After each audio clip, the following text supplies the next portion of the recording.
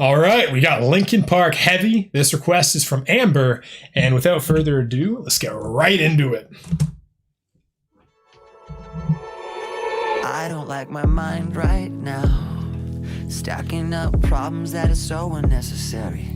This does not sound like Chester from Meteora. I wanna let go, but there's comfort in the panic. And I drive myself crazy, thinking everything's about me.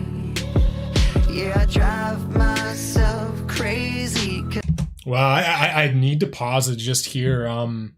It's kind of blowing me away because even like we've done Leave Out All the Rest by Linkin Park, and that was after Meteor as well.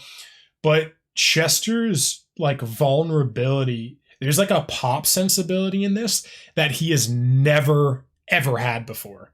So this is just blowing me away from that perspective. That this is like, yeah, what do you guys think, man? Like this literally feels like a 2010s pop song right now. And I drive myself crazy, thinking everything's about me. Yeah, I drive myself crazy, cause I can't escape the gravity. I'm holding on. Why is everything so heavy? Holding on. I like the vibe here. So much more than I can carry.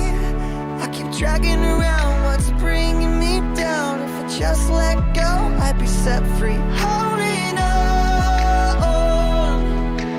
Why is everything so heavy? You say that I'm paranoid. Well, I really like this. I'm pretty sure the world is out to get me. It's not like I made the choice. So let my mind stay so fucking messy. I know I'm not the center of the universe, but you keep spinning around me just the same.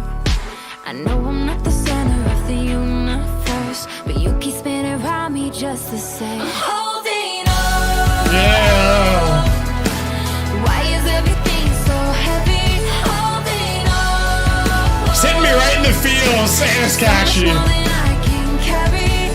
I keep dragging around what's bringing me down. If I just let go, I'd be set free. Holding on. Wow, and this was right before Chester killed himself. I know I'm not the center of the universe, but you keep spinning around me just the same. I know I'm not the center of the universe, but you keep spinning around me just the same.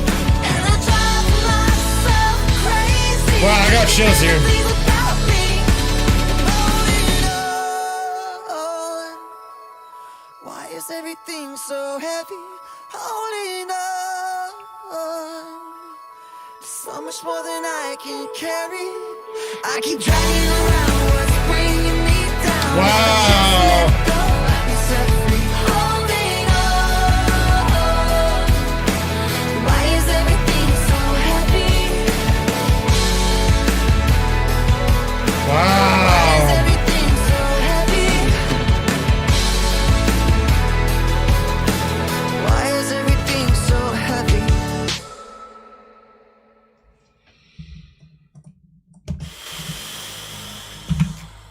Wow. As I often tell you guys, usually my reactions have two distinct phases. And the first phase of a reaction is the melody and the sound of the song. And usually, if it's catchy, like this one was, you will see me smiling, laughing, being very blown away because the lyrics have not kicked in yet. You know what I mean? And this is just the way like I operate. Like I can't focus on two things at the same time. I can't focus on lyrics and the sound at the same time. And what I always do, and you know, I don't know if any of you have known this about me. I know I've brought this up before, but like I didn't know the lyrics to any song until I was 18. I remember being in my first year of college and paying attention to the lyrics of a song for the first time. Couldn't sing any song. Didn't know the lyric. I didn't know a line to a single song. I just, you know, again, growing up with African music, with Indian music, with Spanish music, from my father, lyrics were never a thing. It was always the melody. It was always the voice. I would always know what a song was about based on what the song sounded like. And it was only later in my life that I realized that there's these things called lyrics, that the song was telling a story in more than just its sound. And the reason why I bring this up is I still operate under that principle. When I listen to a song, I still primarily listen to it on first listen, which is why a lot of you bring me songs for lyrical reasons, but it takes me a while to get into the lyrics. Where it's like, if I don't like the sound of something and I don't connect to it emotionally, I won't have the same connection to the lyrics. Which is why a song like this, you know, I'm smiling, I'm laughing, I'm like, you know, just very colloquial for the first half. And then, man, as soon as the second chorus kicked in the video, and I started really paying attention to the video, I just started getting fucking chills in this song. You know, and just hearing Chester and the vulnerability, like, I just got chills. And like, it was really weird. Like, right when the song was ending, I could feel like I could feel that ping, like when your eyes start to, like, you can feel yourself starting to tear up, but the tears aren't coming yet. It's just like this pre-tearing up. Like, I had that right when the song finished, where I was like, if this went on for another minute, I think I would have been in tears. Because it was just hitting me really hard that this was Chester's last album before he killed himself. And listening to the lyrics of holding on, why is everything so heavy?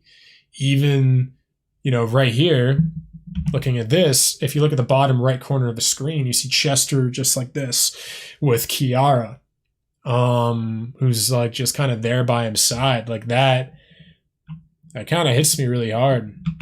And then it's like, yeah, the last half of the song was just vibing in with the lyrics and the meaning. And God, Chester, it's so strange.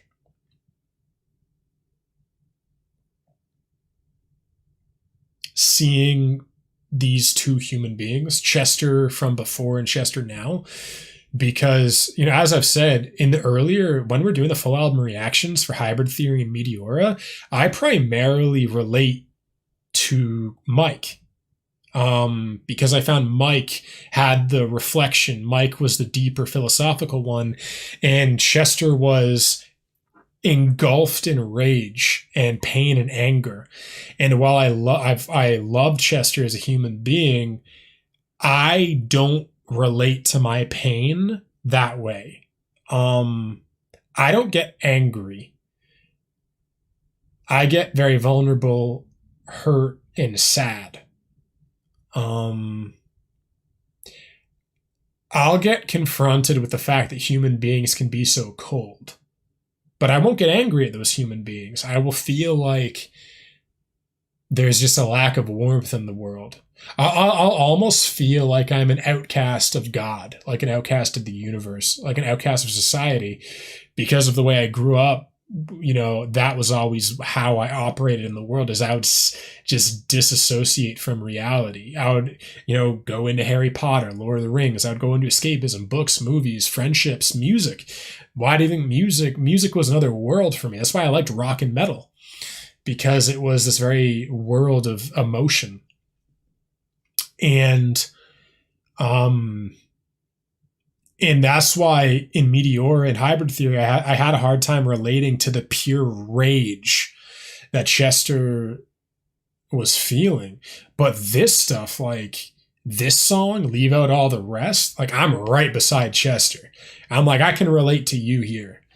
Even Breaking the Habit, that's a song I can absolutely relate to with Chester because it's vulnerable.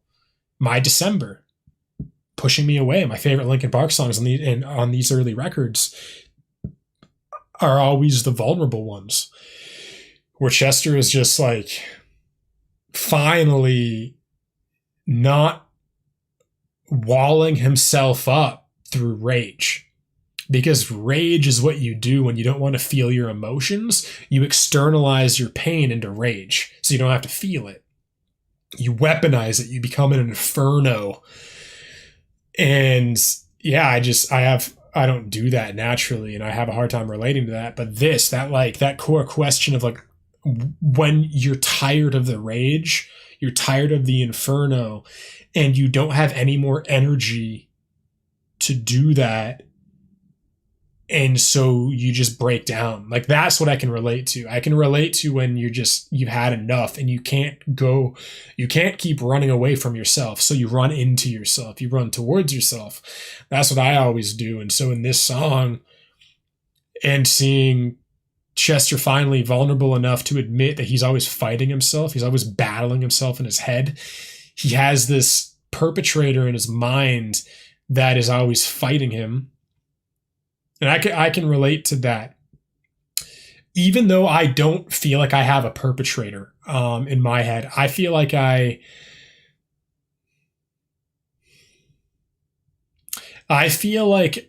I'm a father and a son, or a big brother and a son, helping each other through a cold life, in a life where we're being hurt and feeling a lot of pain.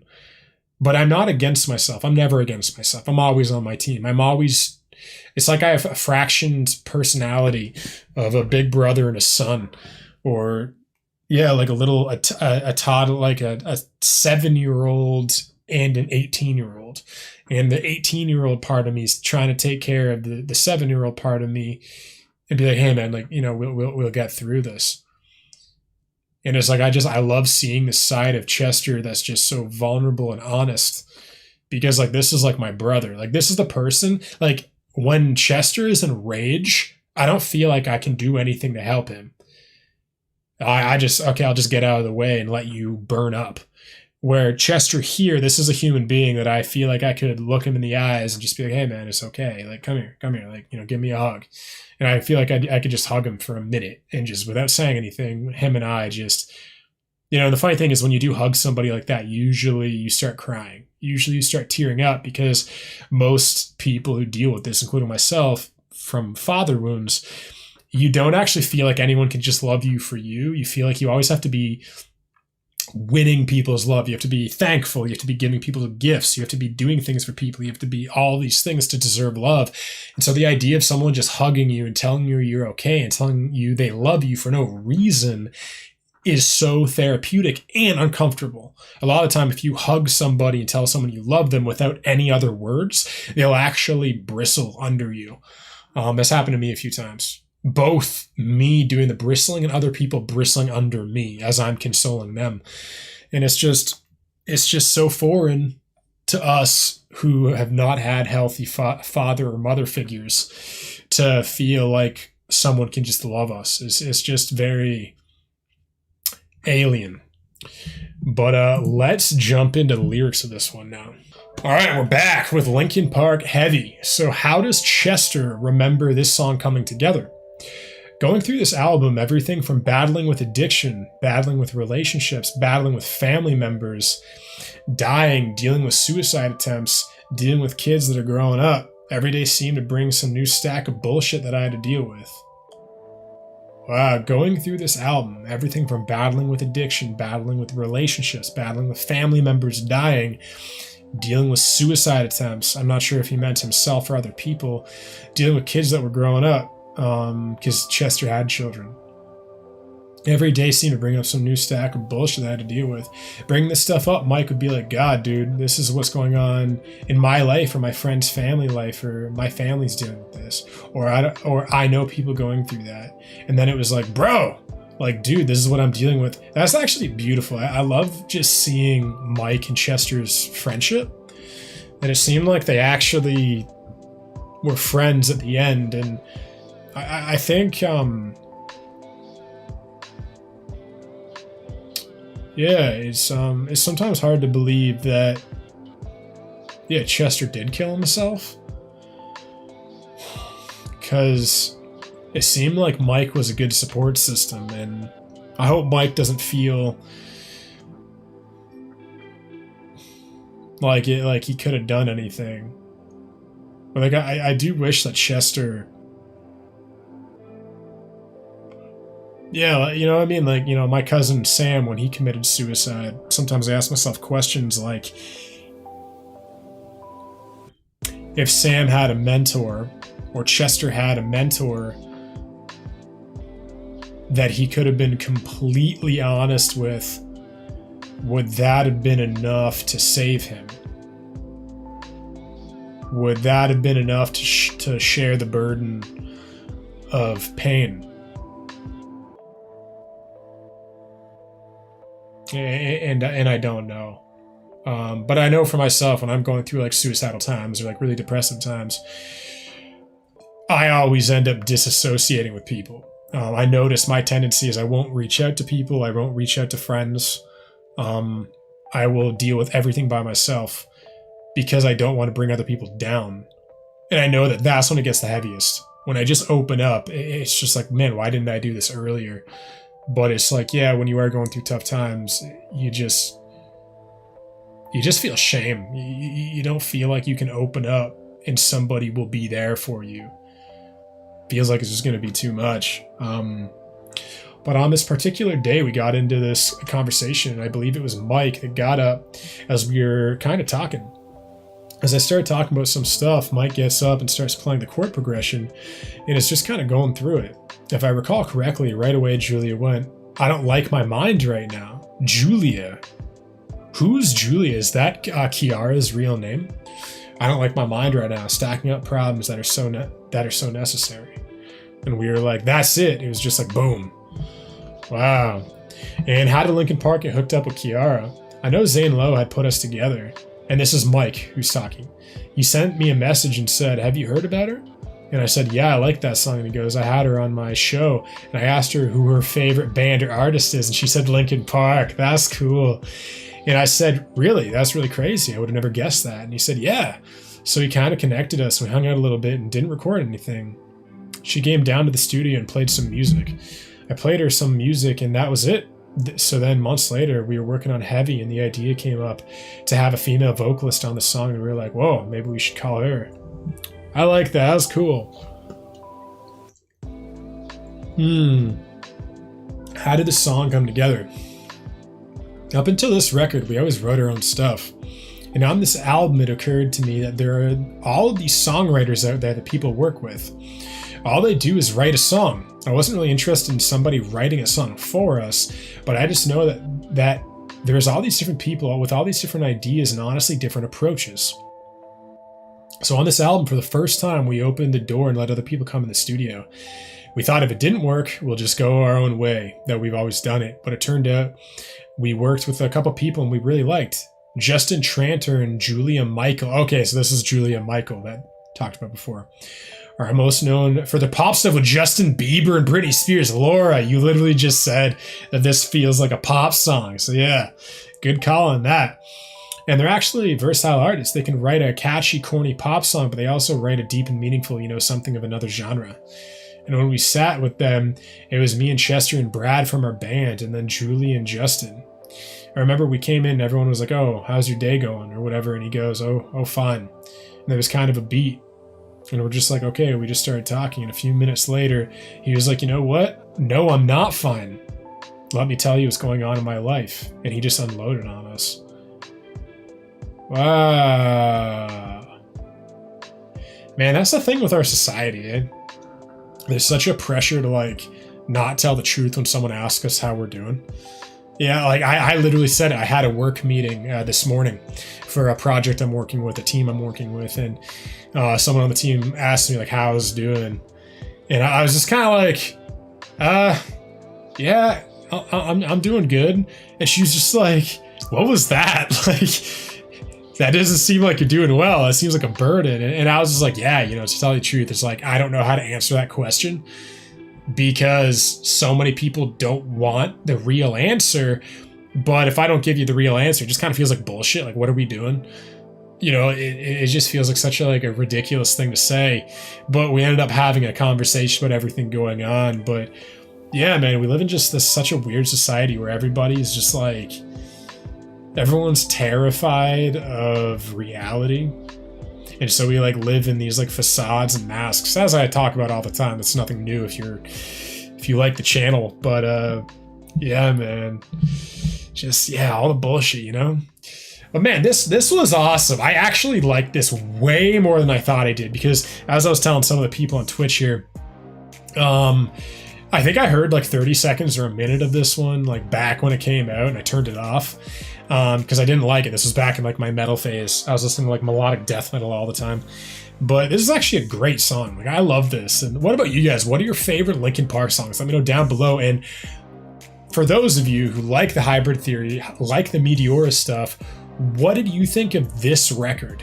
Let me know. And yeah, because this was a really nice change of pace for me. I just think I'm so used to Linkin Park doing a certain kind of music that it's kind of beautiful that they do something so unique on this one.